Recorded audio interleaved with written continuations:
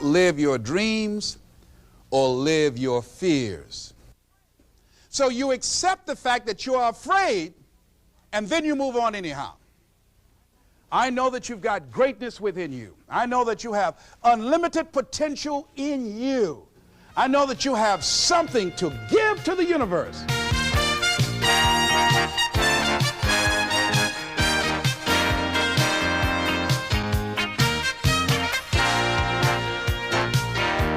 Les Brown's dreams have brought him a long way. Today, he is a nationally known speaker, sought after by corporations and seminar groups. It is not a future anyone would have predicted when Les and his twin brother were adopted at the age of 6 weeks by Ms. Mamie Brown, a single woman with a motherly heart. Les was the fun-loving, less serious twin and such a poor student that the local school system mistakenly labeled him mentally retarded. But Les finished high school anyway, and then discovered that he had a talent for connecting with people that made him a major personality on the radio and a prominent community leader. He then made a successful bid for the Ohio State Legislature, where he served in the House of Representatives for 3 terms. Today, Les spends his time preparing for the 200 speeches he makes each year, enjoying every minute he can find to be with his children, and developing his new personal growth seminars. Les Brown is still working on his dreams. Thank you. Thank you very much. Thank you very much. Thank you. Oh boy, I want to talk to you about something that I think all of us can identify with. You can either live your dreams or live your fears. And I think the majority of people actually are not living their dreams, but are living their fears. So I want to ask you a question. What are your fears? What are you afraid of? What are you scared of? Because we all have fears, don't we? We all have something that's blocking us, that's holding us back. And as we begin to look at life, what we realize is that the reason that most people are not living out their true potential, are not doing all of the things that they would really like to do, is because of fear. Some people call fear false evidence or expectations appearing real. I'm reminded of the story of a guy that was living in an area where he had some new neighbors, and these neighbors had a bulldog. And when he came home every day, this bulldog used to chase him about a half a block from his house. Every day, he would have to streak home. I mean, he would just run. This bulldog would be right on his heels. And so he just got tired of that, because he would go home about a half a block away from home. He would look around for this bulldog, and he would see him, and he would go walking casually along, and this bulldog come out of nowhere, woo, woo, woo, and start chasing him, and he'd run home. So this one day, he just got tired. And so when the bulldog was running after him, he started running. He saw a rock, and he stopped to pick it up to throw at the bulldog. And when the bulldog got up on him, he started barking. He realized the bulldog didn't have any teeth in his mouth. Then he started chasing the bulldog. If you don't get on away from it, because the most the bulldog could have done is gummy, you know. And so, you know what? Most people go through life running scared. Running scared from things that have no teeth in them, because they're false expectations appearing real. That, see, we're brilliant enough to scare ourselves to death. Do you realize that? There are some people actually who get a kick out of scaring themselves to death. I remember the last frightening movie I saw. It was The Exorcist. I will never forget. I was so frightened when I came home. I'll never forget. I drove in the driveway, and I had already called my former wife and said, listen, turn the lights on. I was coming in the driveway, and I was getting out of the car, and all of a sudden I couldn't get out. I started blowing my horn. I said, Madeline, they got me, they got me. She came to the kitchen with and said, take your seatbelt loose, fool. I said, oh, okay. I was frightened out of my wits. But there are a lot of people who they get off on that. They love it. I'm a person, my brother is a paratrooper. My twin brother, he's in the military, career man. I would love to jump out of an airplane to parachute. I'm scared, though. I mean, I really admire my brother for that. I would really love to be macho man like that. What are the things that you fear that's been keeping you from living your dream, that's been keeping you from doing some things that you would like to do? Just think about those things. And how do we begin to handle that? Abraham Maslow said that life is about growth. And he said you can either go back to your comfort zone, and there you won't find any growth, or you must be willing to go forward and face your fears again and again and again, because you're never going to have a fear-free existence. I mean, some fear is acceptable and legitimate. There are some things that you really should be afraid of. Now, you shouldn't allow it to immobilize you. You acknowledge it, you take it into account, and you carry yourself accordingly. There are times that we should proceed with caution, but it's the difference between being stopped by fear. It's the difference between having a fear and the fear having you. So what do? One, acknowledge it, and knowing that it's okay. Don't condemn yourself for being afraid. It's perfectly fine to have some fears. You acknowledge your fears, you embrace those fears, and then you move on. You act on whatever it is that you fear. Because once you embrace it, see, what you resist will persist. What you resist will persist. So one of the most important things is to begin to embrace your fear. The fear of bodily harm, that's legitimate. When I was a disc jockey in Columbus, Ohio, you know, I was young, about 22, 23, thought I was tough, and I was on the air, and Al Green, who was a great performer at that time and still is now singing gospel music, had a record. His first hit record was Back Up Train. So a guy came in the town and was impersonating Al Green. I happened to know Al Green because I'd already booked him. And so when I found out this guy was impersonating Al Green, I came on the air and did an editorial about him, and I exposed him.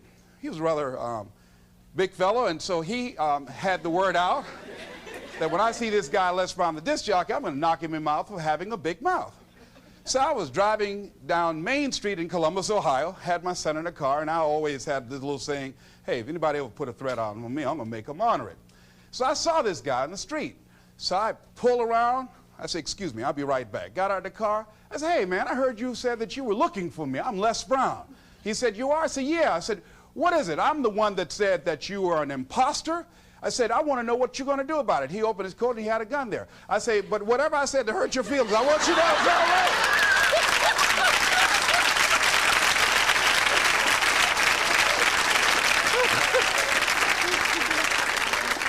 right. Acknowledge your fears, carry yourself accordingly, and do what makes sense for you. Well, one major fear I've always had is a fear of the dentist. And this fear had me. I didn't have that fear. And what really reinforced it, you got to watch things that can feed your fear. I saw a movie that most people would not remember. This movie was starring Dustin Hoffman. It's called The Marathon Man, with Laurence Olivier. When he's trying to get a confession out of here. And he took this drill out. Let me tell you something. When he went in Dustin Hoffman's mouth with that drill, I had $1 worth of popcorn. That popcorn went everywhere. Oh! Do you know I could not go to the dentist for 5 years? I had left broadcasting, went to the Ohio legislature, had an impacted wisdom tooth. Now that hurts. And I would call, and as soon as the people would answer the phone, I would hang up. That's how frightened I was. Dr. Hamler's office, boom, I'd hang up. Then I got to the point where I could just ask for an appointment. Hello? And I wouldn't give my real name. Because I knew I wasn't going to keep it. I'd give anybody's name, Joe Jiggler Jim, it didn't matter. Then pretty soon I got to the point where I could give my name.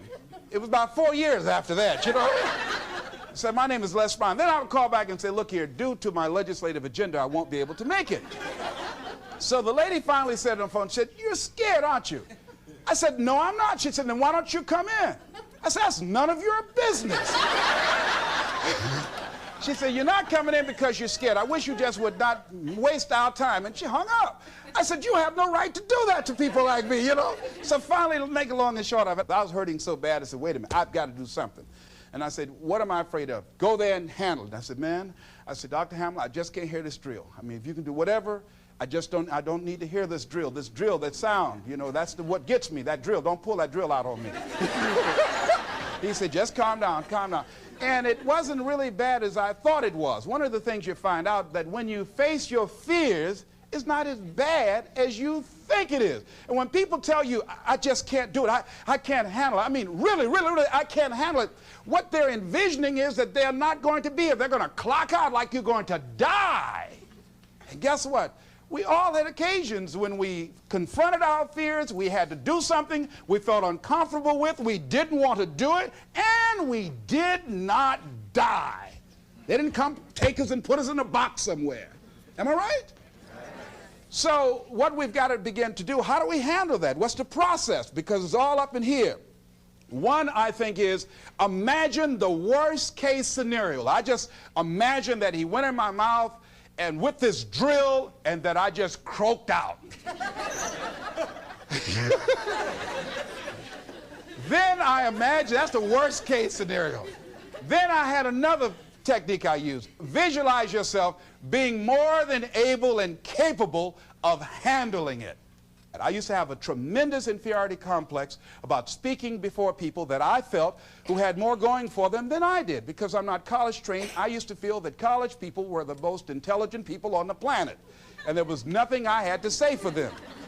And what will they listen to me for? That's the way I felt. And so I had to visualize myself speaking before them, speaking before various audiences that had more going for them than I did, and realize and appreciate my own value, and that I was a worthwhile person, even though I didn't have all going for me. I didn't have the money, I didn't have the education that they had. So part of the process is seeing yourself, being worthy, being capable, having what you need to make you a worthwhile person, and that you're more than able, and that you deserve to be listened to, or you deserve to have that dream and that passion and whatever it is that you see and envision there. You've got to see it in your mind's eye and know that you've got what it takes. Repeat after me, please. I must see in my mind's eye.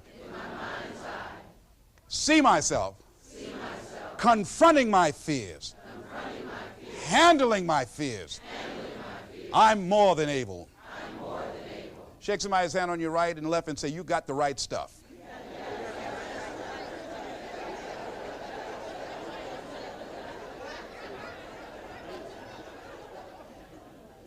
So deciding as you look at your life, as you look into the future and say, what fears am I holding on to?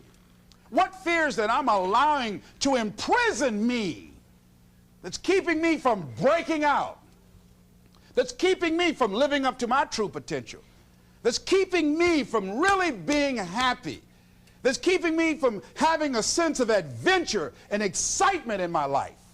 What's keeping me from controlling my destiny? What fears that I'm giving that permission to? Notice what I said, that we must give our permission to fear to immobilize us. Because whatever discomfort you experience, whatever challenges or difficulty that it is, you got to handle it. Got to go up in there and wrestle with it. Will it be easy? No. Will it be challenging? Yes. A friend of mine who's going into recovery. He's been addicted to crack cocaine for years and alcohol. And he was talking about how challenging it was and why he was dreading going into cold turkey. I said, what do you want me to tell you? That it's going to be a picnic? No, it's not. It's going to kick your butt? Yes, it is. Are you going to want to die? Yes, that's a part of it. But that's just what you must go through in order to get where you want to go. And guess what? You are strong enough to do it. You're strong enough, and your life is worth whatever you have to go through to get past this addiction. Whatever you have to do. This dream you got, whatever you want to do, Will it be easy to just run out there and do it? No. Will it happen overnight? No. Will it be a struggle? Yes. Will there be times when you can't make ends meet? Yes, that's a part of it. Will there be times you won't know what to do? Yes, that's a part of it. Will you have some opposition? Will things go wrong sometimes? You will have many visits from Murphy. Now, if you say, well, who's Murphy? Don't worry.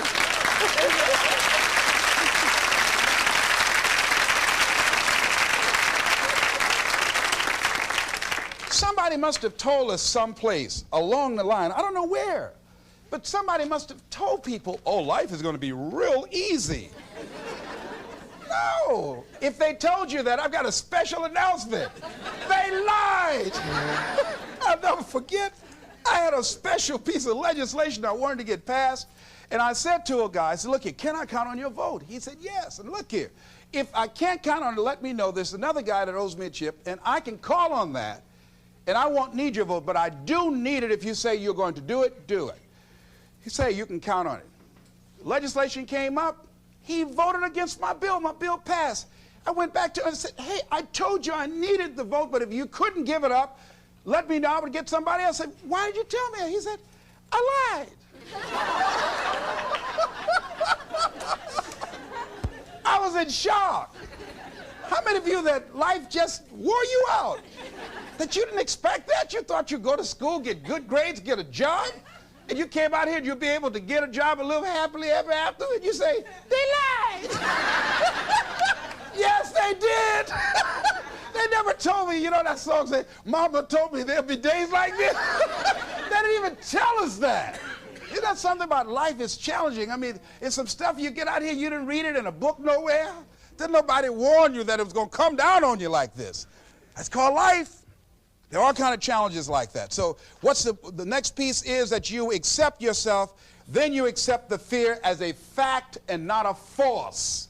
See, when you accept yourself and you accept fear as a fact, that means that it's something that happens. It's something that you're going to experience, but it is not a force to hold you back. It doesn't have any special power other than that you give it. So you accept the fact that you are afraid, and then you move on anyhow. You move on past it, and you do whatever you've got to do. I was at a big motivational rally for a gentleman by the name of Dexter Yeager down in the Carolinas. I was standing backstage, and I had to go out. I was the last speaker on the program. It's the first time I'd been in a stadium of this size, over 10,000 people. You couldn't see the people because the lights are just blaring in your eyes, called Free Enterprise Day. I was afraid. My heart was beating fast. I was just pacing back and forth. And Dexter said, are you all right? I said, yeah. Yeah, I'm all right. So I said, wait a minute, just calm down. Calm yourself. Hold a minute, hold a minute. It's all right, Les. It's all right. All right. Just be as scared as you can be. See, that's why I say embrace that fear. Just try and see how scared you can really get. And start breathing deep. So the guy came back and said, are you about to die or something? I said, no, I'm fine. But after I started embracing it and trying to make myself as afraid as I can get and imagine what's the worst thing that I could go out there and do, my mind go blank and I fade on stage, that's the longest they gave me my check.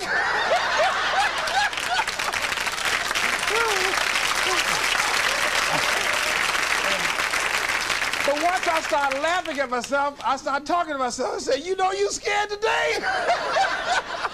And I said, I just calmed myself down. And I went out there and I cooked. And that's what you got to do. I had another experience where I was at a major corporation, and it was one of my first major presentations I was going to do for this corporation. And I had 4 other presenters that had large firms. And one of the things that you've got to do is you've got to watch your inner conversation and discipline your thinking and your imagination, because if you don't, your mind will take you on a wild trip. So my mind said, hey, Les. I said, what? These guys are going to wipe you out. You can't compete with them. Because I heard these guys sitting over across from me, and they were talking about all that they had going for them. And so I started doubting myself, and I became afraid, and I was thinking, well, maybe I shouldn't go in there. And so I knew then, and this is what I suggest to you, sometimes you got to talk to yourself. Talking to yourself, you know, could be a good exercise. It might be the only intelligent conversation you ever get. So I got up and I went to the bathroom. I started talking to myself and said, Les Brown, let me tell you something. What do you care about these guys and their firms and all their money? You got 6 children you've got to feed. You got a mama you've got to take care of home. You ain't got nothing to lose.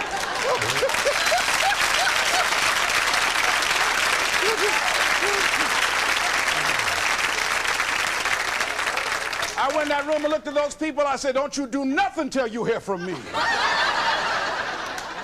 And I got that contract, too. You got to do that.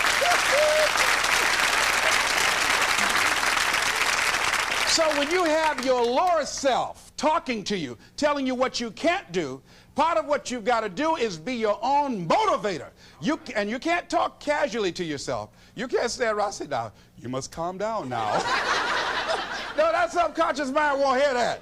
You've got to have a good conversation to yourself. Hey, and answer yourself, too. Don't pay these people any attention. You answer yourself. Hey, what you going to do? I'm going there and get off. All right, very good. Go in there and take care of business. You've got to talk to yourself, and you build yourself up, and you'll feel your energy level coming up, and people will feel that around you. See, now, if you go through life being afraid, people can sense that. They can pick up that fear. So that's why you've got to stand up inside yourself. I'm reminded of the little boy that was on a bus, and some bigger fellows were picking at him, you know. And so he wanted to move from by them. They were thumping him on the head. And so he stood up just to get from by them, and they would push him back down. And he would stand up again. They push him back down. And he stood up again. They pushed him down, held him down. He said, you might hold me down, but I'm standing up inside myself. And that's what you got to do in life. See, when you are not filling your life with the things that you are capable of doing, see, we all have some stuff that we've been given. And I don't think that it's optional for us to sit on what we have.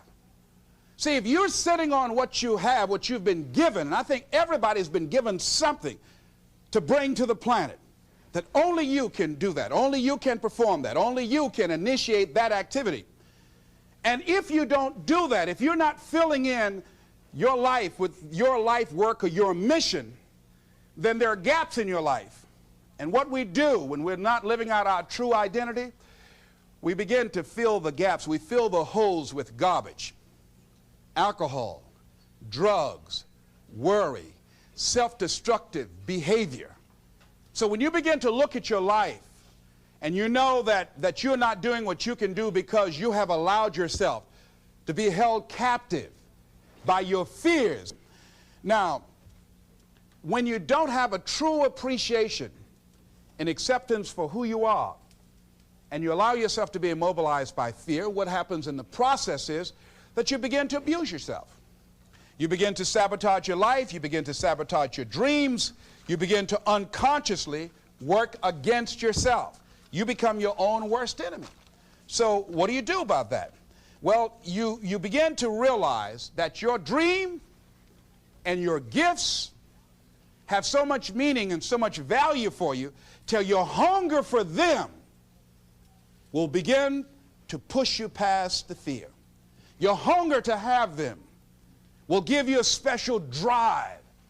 As you work on yourself, as you begin to acknowledge your true identity, the true power that you have, the true capacity you have to bring about change, the miracle-working power that you have within yourself to do the things that you want to do. When you take them on, I'm reminded of a man who, this gentleman was doing a special study of a special tribe in Africa, headhunters. And he had difficulty in developing a relationship with these tribesmen because of the fact that he had fear. He had fear they were going to take his head.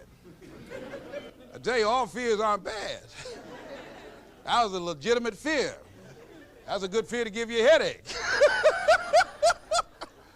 So he worked there for a long time with no effort, no progress in developing a relationship and rapport and being able to achieve a level of trust. So finally one night while he was in bed, he was thinking about it. I said, what is it that you came here to do? What is your life work as a missionary? He said, I wanted to study these tribesmen. I said, what's the worst thing that they can do to you? Kill you. And he just decided, hey, this is what I came here to do. I know that there's some risk involved, and I'm going to do it, come what may. He said, I'm not going to be afraid anymore. He went back the next day, and he started doing the work and trying to talk to and interview many of the members of this tribe. And they began to respond to him. They threw out the welcome mat to him. And years later, when people came to see what his progress was, they asked him, how were you able to do this? How did you convert the relationship from being hostile to that of being positive? And he said something I think has value for all of us. He said, when life can no longer threaten you with death, he said, what else is there? What else is there? And the majority of the fears that we have are not life or death fears. They're not those kind of fears. But through our imagination, we blow them out of proportion, and we give them more power than they actually have or deserve, and we permit them to govern our lives. We permit them to determine how far we can stretch out on our dreams and discovering our stuff. And as we begin to look at ourselves and begin to, wait a minute, just getting to the point as you assess yourself and begin to prove yourself and just say, wait, hold a minute. I've been sweating this out. What's the worst thing that can happen to me on this? Will it kill me? Will I die? Why am I going through all of these changes over this? How much power does this really have? And am I the one that's feeding the power into it? See, a lot of times we allow ourselves to be fed and to be programmed into being afraid. I mean, you watch the news and read the newspaper, you'll be scared to come out the house. Am I right? You'll be afraid. So what kinds of things, what kinds of thoughts are you feeding your consciousness? What kind of things are you putting in your mind that will enable you to either move forward or to justify why you're staying where you are? Another piece that I look at, that when I finally decided that I was going to go to the dentist, the pain was so great. I couldn't hold out any longer. All of a sudden, the fear didn't matter. I can't but take me. Now, some people need fear, you know. I have a friend that we told him, hey, man, you know, you need to lose some weight. You're getting overweight and out of shape, and at our age, we need to have a regular program. And Bud said, man, I've been fat since I was a little boy. I'm big bone. I've never seen a fat skeleton, though. You know? Well, Bud became ill. How many of you ever seen a fat skeleton? Raise your hand. I know, all right. Bud became ill, passed out, and I was there, and the doctor was talking to him. And Bud, I think, was going to go right back to same old eating habits and doing everything. You know, he said, look here, you are a diabetic. He said, now, here's some of the side effects. You know, you could go blind, you can become an amputee. None of that touched him. He said, you can become impotent. He said, what did you say? Bud has lost weight. He exercises every day. He's into body sculpturing. 48 years young. He looks great. I can't believe it. But just that one statement made all the difference in the world. Bud is a new man today. So what is it that has to happen to you? Some people don't take corrective measures to improve their health until they get a pronouncement that they're about to die. Then they'll start, okay, all right, I'm ready to do whatever you want me to do. But they won't do that. They can see people dropping off like flies around them. Well, that's them. You got to go from something. We go through life really blocking ourselves constantly. And fear is one of the greatest instruments that we could use to stifle our true potential. When you begin to look at your life, you can decide to use fear as a blocker, or you can decide to use it as building blocks. That you decide, hey, look here, I'm going to move in this direction. I'm not going to allow anything to stop me from doing what I want to do. Shake somebody's hand on your right and left and say, I'm unstoppable.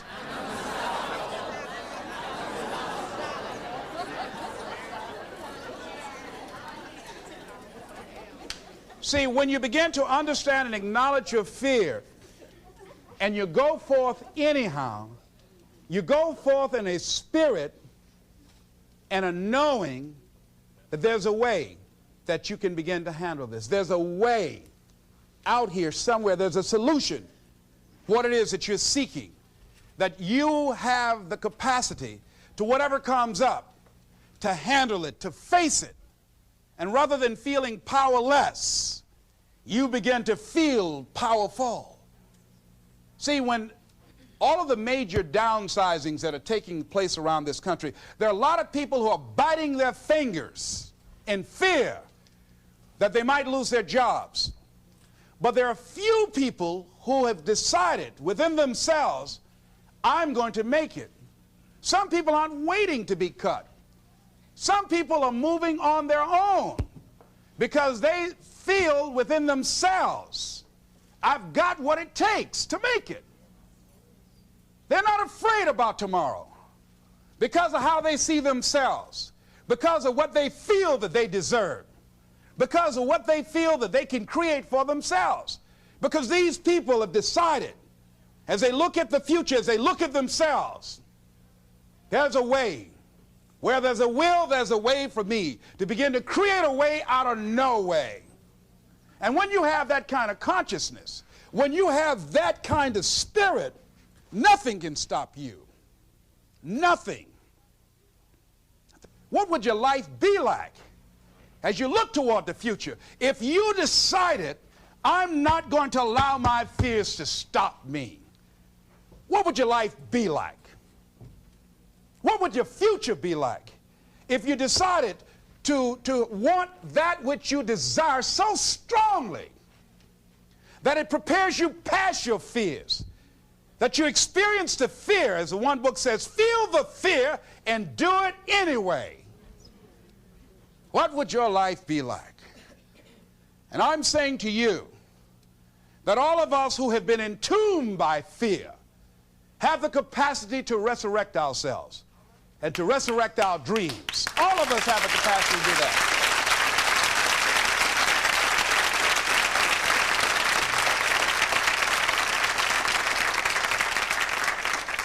And you have, is it easy? No.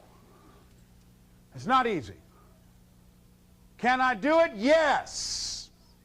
What's one of the ways to get started? Some of us need somebody to hold our hands. Sometimes we need somebody to help us out. Be willing to say, I don't know. Be willing to reach out. Be willing to get some assistance to take you to the next level. One great athlete, you never expect boxers to make profound statements. I think it was Joe Frazier who said this one. He says, all of us are like the blind man at some point in our lives standing on the corner waiting for somebody to lead us across. See, all of us at some point in our lives need some help, need someone to reach out to us, to throw out the lifeline, to help us go across some treacherous waters that we couldn't navigate by ourselves. None of us do it by ourselves. All of us at some point in our lives. We need that kind of help. We need that kind of assistance because we grow from the people we have in our lives that can enrich our lives personally, professionally, spiritually, and all the dimensions of our lives. We don't grow in a vacuum. So as you look at yourself, whatever fears you have, that maybe you need some help in strengthening yourself in that area. As you assess your strengths and your weaknesses, as you begin to approve yourself and your passions and your dreams and your goals and the things that you want, if you decide to experience all of your true potential, as you decide to manifest all of your greatness, as you decide, wait a minute, what else is available to me out here if I decided to experience the fear of rejection, the fear of no, the fear of failure, the fear of standing by myself? What else is available? Of taking a chance, a fear of losing it all. What else is available to me that will bring some extra meaning and value? The fear of people not liking me. You know how many people do things they don't want to do because they want everybody to like them? Everybody's not going to like you. Excuse me, special announcement. Everybody's not going to like you. No, it's just not that kind of world. But you know, there are a lot of people who won't take positions on issues. who won't take a stand for things they believe in, who won't speak up for themselves because they don't want to make anybody mad. Oh, it was Bill Cosby. He said, I don't know what the secret of success is. He said, but here's what I know what the secret of failure is. He said, trying to please everybody. You can't please everybody. But there are people who have the fear of rocking the boat. So they just go alone in life, just go alone. Well, how do you feel? Well, I don't really want to say. How many of you know people like that? Raise your hand. These people aren't living life. They're not truly experiencing life. What do you really want to do? Well, I don't like this, but I guess I'll go ahead on and do it. No! No, life is too short for that. Too short and unpredictable, moseying through. Not trying to disturb anything, not trying to shake anything up, not trying to make any waves. You see, there are some people who come through the universe and their level of contribution and the level of energy they manifest is so small, so inconspicuous, that when they go, you won't even know they left. I mean, there are people who die on jobs, and you say, hey, where's John? Oh, John been dead 6 months. You're kidding. No. Is that right? Yeah. I didn't know. Why didn't somebody say, well, I guess we didn't miss him. But there's some people, because of their personality, because of their contribution, because of the investment of their time and their energy and the impact they have there, that when they go, everybody will miss them. See, when Mother Teresa checks out, everybody will know. When Rosa Parks, everybody will know. Nelson Mandela, everybody will know. Why? Because of their contribution. See, but there's some people, because their contribution is so small, no one will care. So I'm saying, before you are boxed and buried, decide that you're going to box and bury your fears. Decide that you're going to begin to live life on a new level, seeking out new horizons, that you're going to find more love and more joy and more ways to give more to life. Guy said something, I love this. He says, everything a man does for himself, guess what? He takes with him.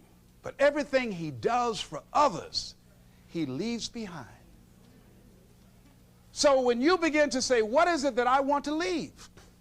What contribution that I want to begin to make? What difference do I want to make in life? What is it that I want to do with the rest of the life that I have left? What chances I need to take? What risks do I need to begin to embrace? What fears do I need to step on? What areas of my life am I dead right now? What dreams? You can either live your dreams or live your fears. You have got to get to a point where you say, I'm sick and tired of living like this. There's got to be more. That's when people go out and strike out on their dreams. That's when people get out of relationships where they're dying together rather than growing together. That's where they leave jobs. So where are you going? Away from here? I don't know.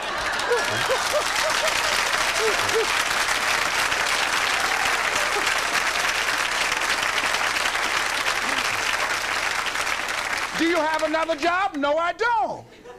How are you going to make it? I don't know, but I will. See, you will when you put yourself in that kind of situation. I'm reminded of two frogs that were hopping down the road, and they fell into a bottle of milk. And one was hopping up and down for a while, and he drowned. He just gave up. But this other frog just kept on kicking. He wouldn't give up. He just kept on kicking. And pretty soon he churned that milk into butter, and he walked on out.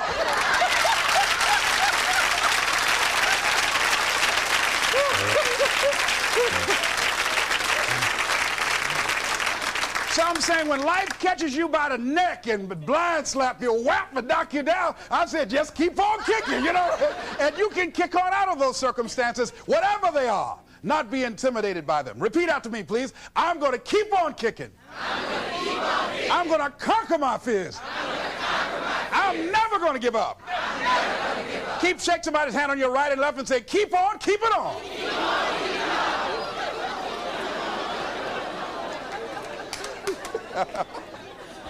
I tell you, one of the exciting things about life is you got to keep the child in you. Little children dream. We used to go to work with my mama, and we would be riding across Miami Beach My brother and I be arguing. That's my car. No, that's your car. That Rutabaga over there. Oh, that's my house. Mama, tell him that's my house. I had that house yesterday. How many of y'all did that as kids? Raise your hand. You know? But then after we become adults, life slaps you side the head a few times, and then you don't dream anymore. You know? Bigger Thomas in the book, The Invisible Man, I think it was, he said, the impulse to dream has been slowly beaten out of me through the experience of life. And most people, ladies and gentlemen, have stopped living their dreams because of the lessons they've learned from life or things they've picked up, because we've only been born with two fears: the fear of a loud sound or the fear of falling. And all the other fears are fears we learn, fears we pick up. Whatever you're scared of, your life, the value you brought to the planet, far more important than whatever you're afraid of. You're stronger. So as we begin to look toward the future and look at what will it take for us to break through those fears, one, acknowledging the fear, knowing it's all right, some fear is healthy. Beginning to know that your dreams, your passions, your drive to achieve whatever it is you want, as it has more power and meaning, it will move you past your fears. As you begin to feel that you deserve it, your passion and goal is so strong, the fears won't matter. As you begin to trust yourself and put yourself in the situation where you have to make it happen, you will make it happen. Ladies and gentlemen, I don't believe this. I know this from my own life experience. I know that you've got greatness within you. I know that you have unlimited potential in you. I know that you have something to give to the universe that was not here before you showed up. Somebody said that life is God's gift to us, and how we live our lives is our gift to God. What kind of gift are you giving? And what kind of gift could you give if fear wasn't an issue? And I'm saying you can have fears, but don't surrender. Don't let your fears have you. You're more than capable of making this your decade. This is Mrs. Mamie Brown's baby boy, Leslie Calvin Brown, saying, it's been a plumb pleasing pleasure as well as a privilege. Thank y'all here.